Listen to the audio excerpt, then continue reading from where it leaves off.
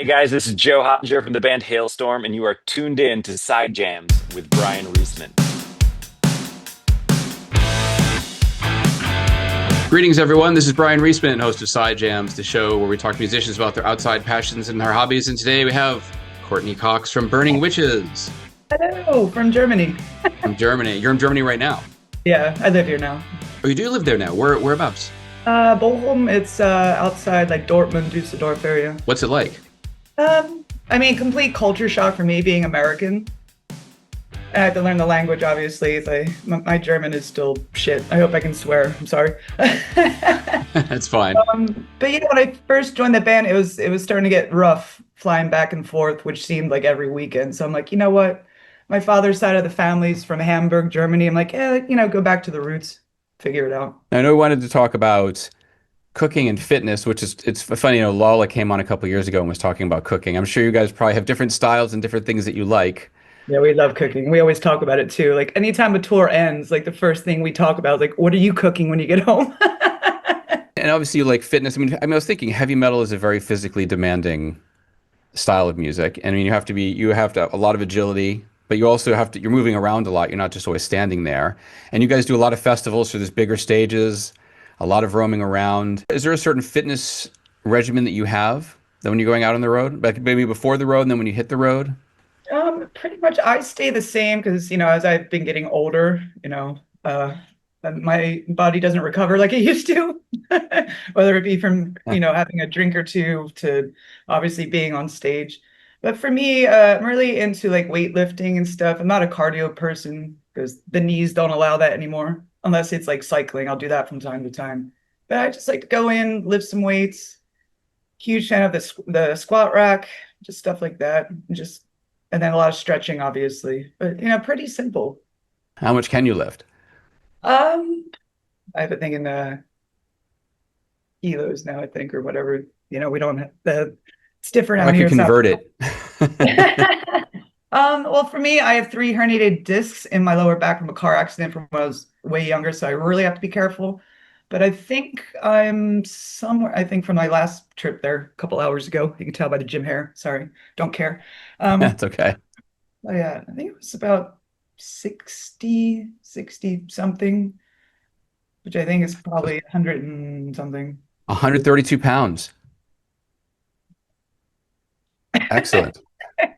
That's why my ass looks great, I guess. I was kidding. 3 herniated discs. Like I mentioned, I was in a really nasty car accident when I was Right. really young.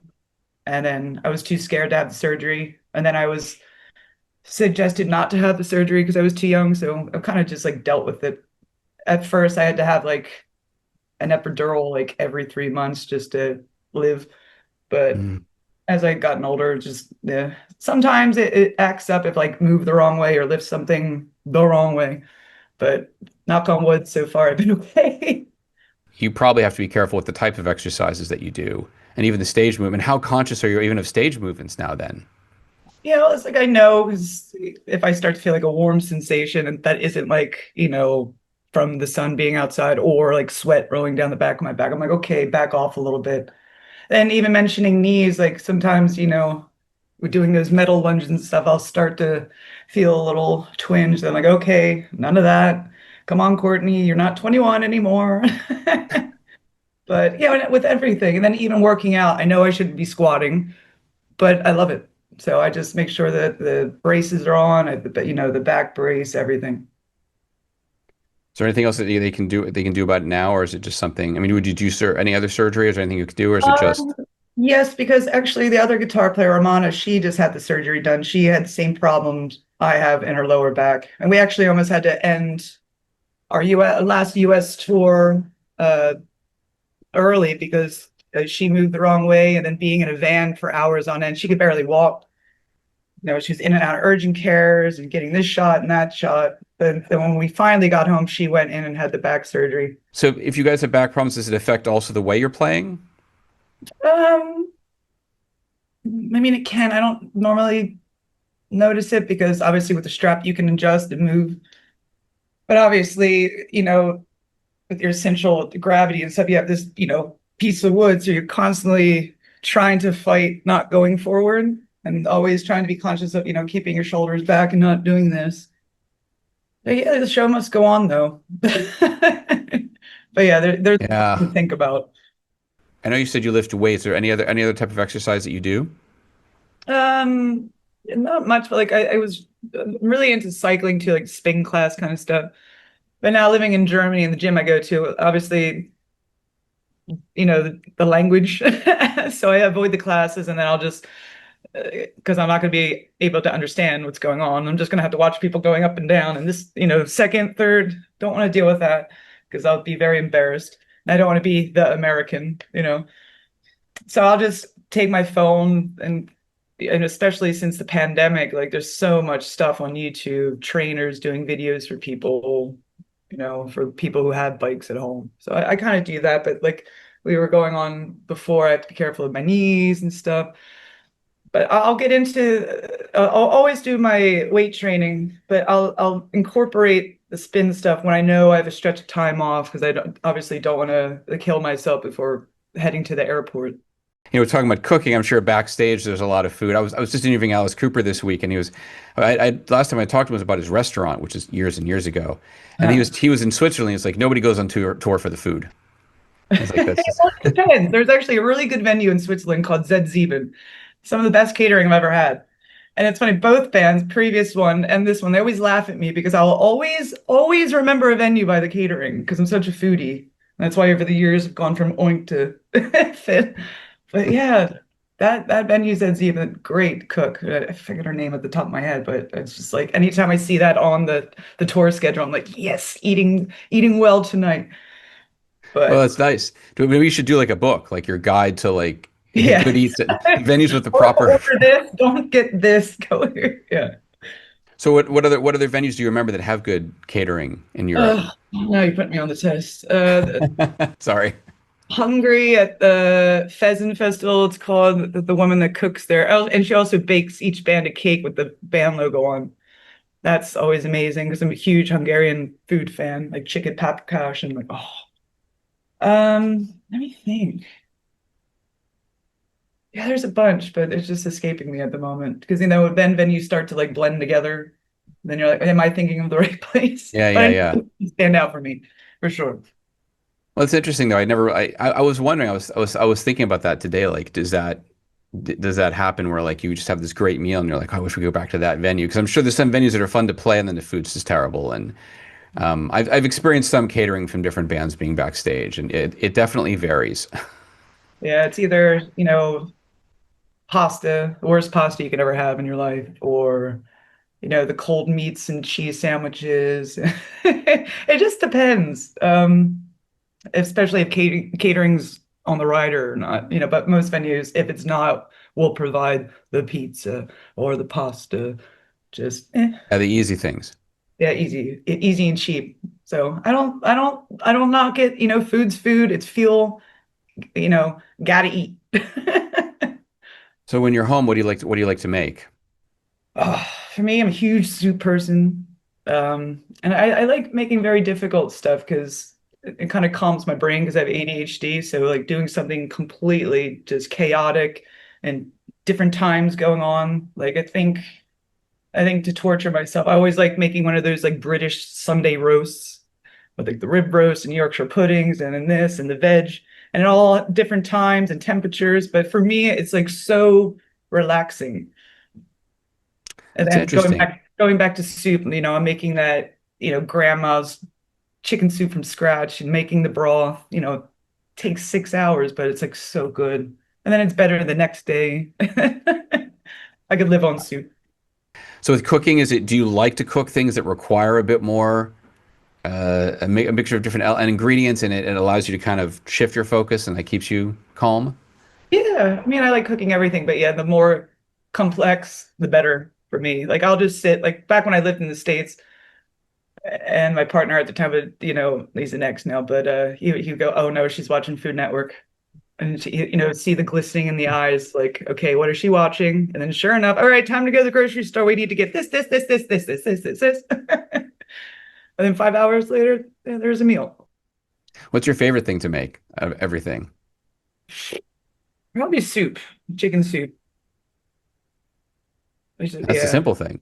Unless, of course, there's a lot of extra ingredients you're putting in that we don't know Oh about. yeah. Oh yeah. It's like an old school, like great grandma kind of type recipe that things you wouldn't even think would be in chicken soup, but it's just see now I'm gonna have to go make it after this.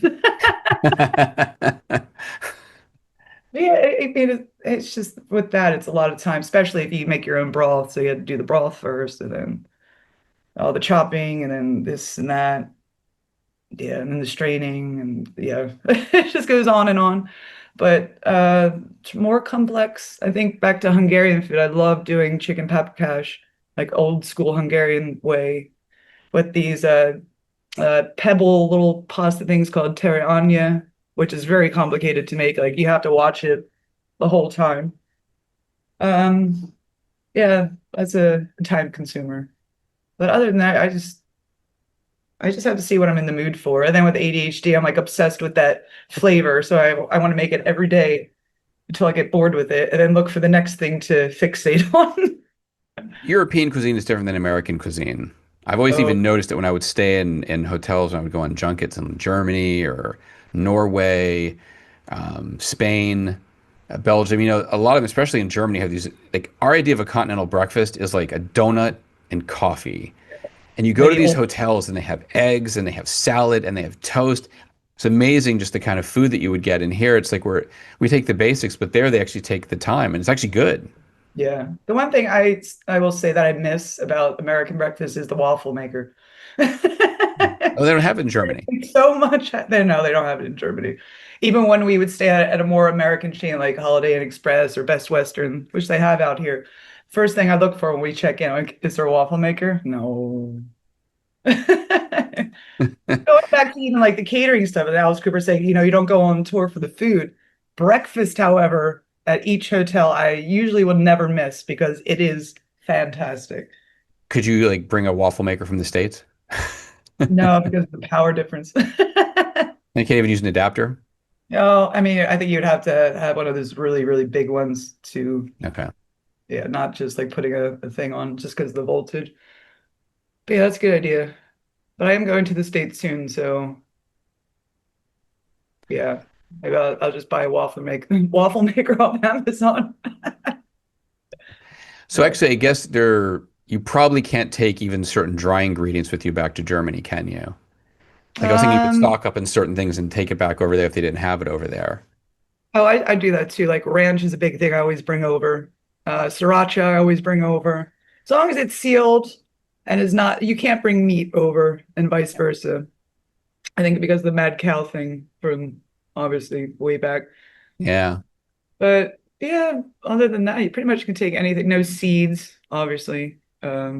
Just the standard stuff you usually can't take. Fruit you can't, unless it's like freeze dried or I think. I never do that anyway, but yeah, for me, ranch, because the ranch is not a thing out here and it's very depressing. Or I'll just make it myself. You know, Germany's interesting because I remember going there and they had the best doner kebabs. Like, and Oh, you know, yes, they do. the My meat, the thigh, meat. my thighs are like, yes. There's also a great Italian restaurant there, and I had somebody say to me, "Why would you get Italian food in Germany?" I'm like, "Because Italy's nearby, and they will Yeah, have Italian it's a good immigrants, melting and it's pot. legit." Yeah, But yeah. however, I was eating with the Blind Guardian guys, and they're like, "Do not order Mexican food in Germany." No, I did that once, never again. And I was just like, okay, but they're like pure like Mexican. Da, da, da. But I'm like, it's Germany though. How are we gonna do this? So I just got like just basic stuff because I was scared. And it was tacos, and then I got like nachos because I really miss nachos, like the loaded ones, and with the fresh tortillas and stuff. And it literally was just dried out tortilla chips with mozzarella cheese on it, and that was it. And I was the most destroyed. So now Oh, I do all my own. If I want Mexican, I just cook it myself. But finding the tortillas and stuff is so difficult. Even like a good salsa, or so you just have to end up doing everything yourself. In the States, I will not usually touch fast food, no McDonald's, nothing. But over here, the McDonald's food over here, because you know they don't have all the chemicals and stuff because it's banned over here. yeah. So I remember I saw a video once. It had the fries, like American and then Europe. And the American fry had like 20 different ingredients, and like the Europe one maybe had three.